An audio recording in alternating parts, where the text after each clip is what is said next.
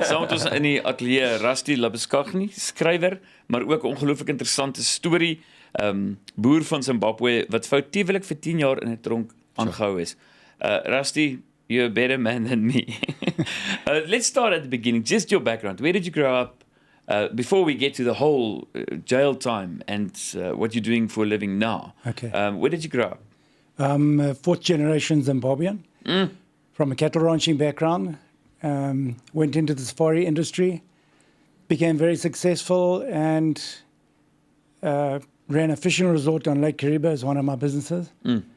And had a dispute with some fishing cooperative guys there that framed me for drowning one of them. So, But just taking you back to the farm, did you also lose your farm, the family farm, and if you take after 4 generations? Just Yeah. the time that it was in Zimbabwe, what time was it? yeah, I had the family farm was lost before I was born. And then I bought another 40,000 acre ranch and had 820 head of cattle and sold those during a drought in 91, 92. So I didn't lose any of that during the land invasion grab. Sure. And the good memories of Zim as a child. Yeah. What's some of those good memories?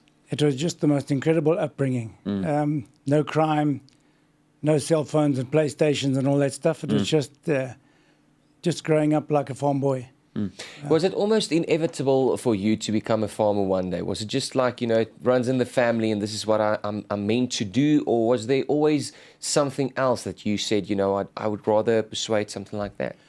Henry, I was Pursue, always rather. crazy about wildlife and got into the safari industry, into the hunting and fishing safaris. And that's where I excelled. So I went into wildlife conservation in a big way. And obviously hunting has a huge part to play in that. So that's what I excelled in. Wow. Yeah. And then let's go to what happened. Like you just mentioned it very briefly. Being on the fishing trip, taking people out. Yeah. And then there was poachers. Yeah. And they accused you of drowning one. Well, I chased the 2 of us in my boat and 2 in their steel boat. And I chased them, and the wake of my boat tilted their boat, and they jumped out into the water, which was about 1.5 meters deep. They were about 3 meters from the shore, and soon scrambled to dry land. And then we watched as they ran away into the bush, thinking nothing more of it. The following day, the police arrived and accused us of drowning one of those poachers. To get a long story short, I was framed by the poacher, the police, and the courts. And against police evidence, without a body and on presumptions, I was convicted of drowning that poacher.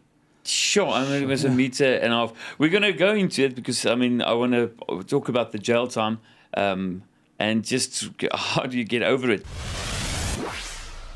Ons gesels verder as jy nou net ingeskakel het. Gesels ons met Rusty Labuschagne, Beating Change, sy boek Victory Over Injustice. As jy nie die storie gehoor het nie, was op 'n vis-ekspedisie en hulle het poachers gesien en hy is aangekla van moord van die een poachers en dit was totaal en al vals. Daar was nooit 'n liggaam nie. Dit was vlak water. So Rusty, we heard about you just quickly told us what happened. But even on one of your talks, the moment that first couple of days, fighting with the courts, and then you go into this jail, that they strip you naked.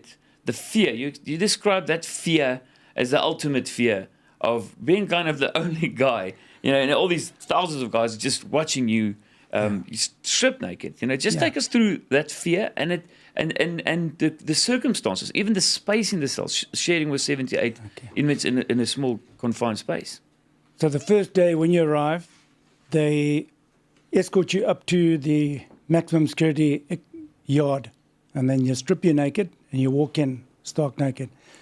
I was the only white guy out of 1,000 people, and it's terrifying to the core.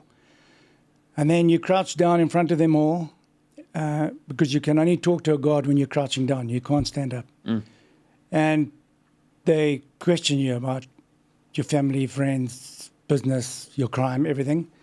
And then after what seemed like forever, they give you one set of clothing. So you're only allowed one shirt and one pair of shorts at any one time for about 6 months. After that, you get a change of clothing. Sure. So The horrific thing about that was there were no basins or taps in the cells. So we had to wash our clothes in the cell toilets at night wearing a blanket, then hang them on the walls with smuggled book staples to dry by the next morning. But when I was escorted up to my cell, the cells were 13 meters long by 3 meters wide, and we were 78 guys. So everybody got 33 centimeters each marked out on the walls in chalk. That was your space, and your legs all crossed over in the middle. So you were packed like sardines, and you all faced the same direction. When you turned over, you all turned over together. Ja. And then as cushioning against the cold concrete floor, you'd fold 2 of your paper-thin, worn-out, lice-ridden blankets. The lice were unbelievable. As cushioning against the cold concrete floor, and then covered yourself with a third one. And you explained how it was so close that you were actually sharing your breaths.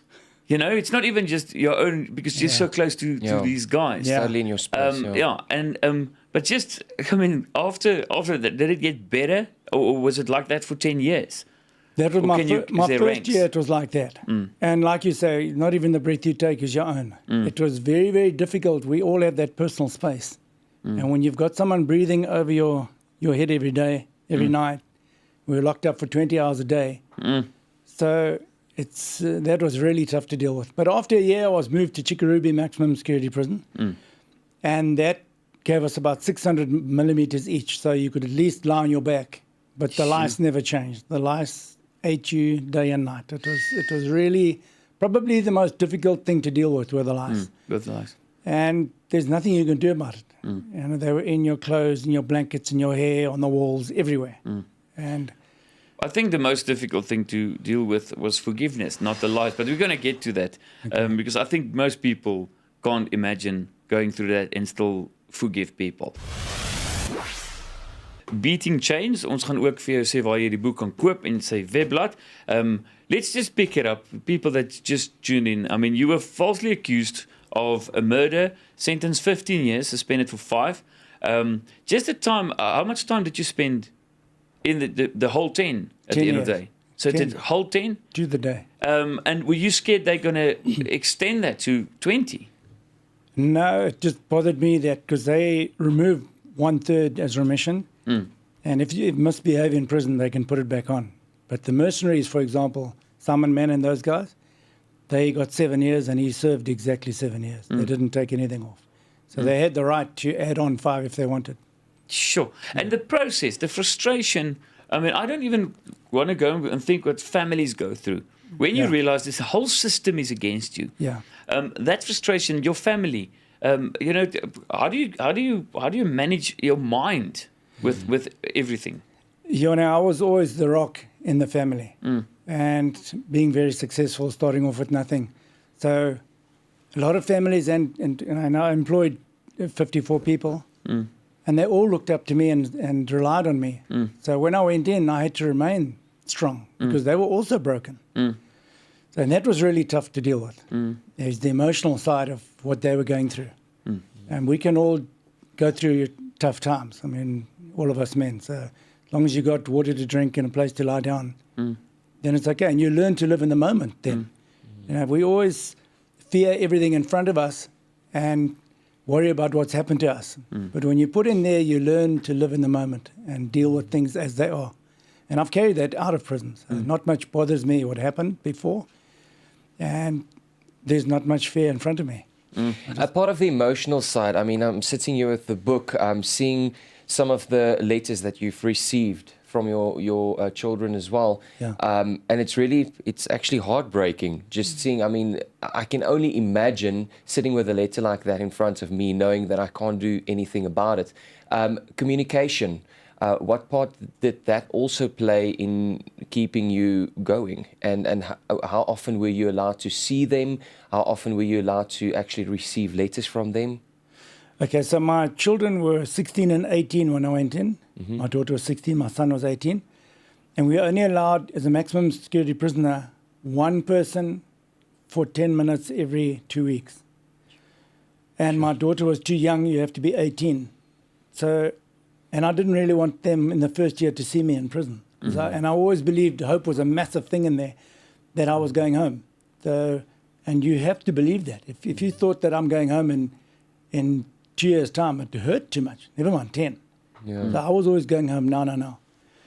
And then they would send letters, but the letters were so censored.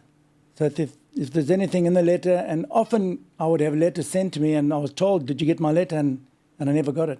So we then learned to smuggle. So there was an underground system there where I would write letters to them, but I also got caught doing it. So I had consequences of that. So it was always a constant battle the whole way through inside there, yeah. The day you left the prison, what went through your mind? How did that feel after 10 years walking through the gates? Unbelievable. People don't appreciate freedom. And only when you have your freedom completely taken away do you realize how powerful freedom is. You know, we all create our own prisons outside of prison. In sour business partnerships, badly selected careers, unhappy marriages, being obsessed with money and ambition in the corporate world. And it's only when you have it all taken away do you realize that you were actually in prison too at one time.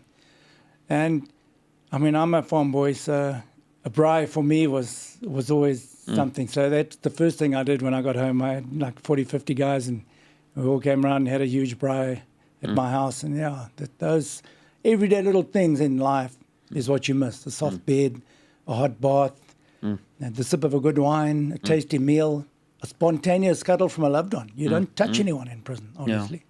And those small everyday things are what the audience needs to understand. Enjoy those and appreciate them because we take them for granted. And no one, got caught afterwards. That was part of this whole setup. Nothing, and you still just forgave them.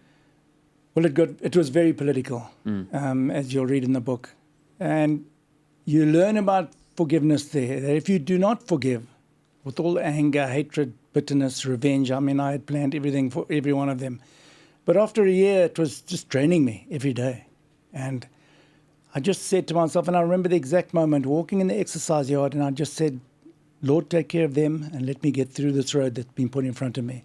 And once I'd accepted that, my whole life and feeling in prison changed. Yes. And it, I know what Nelson Mandela meant when he said forgiveness. And only when you push that far do you actually appreciate that if you do not let go wholeheartedly, you can't carry on. Sure. Yeah. And then people can go to your website, order the book on your website. They can book you as a motivational speaker. You do leadership masterclasses. You do weekends.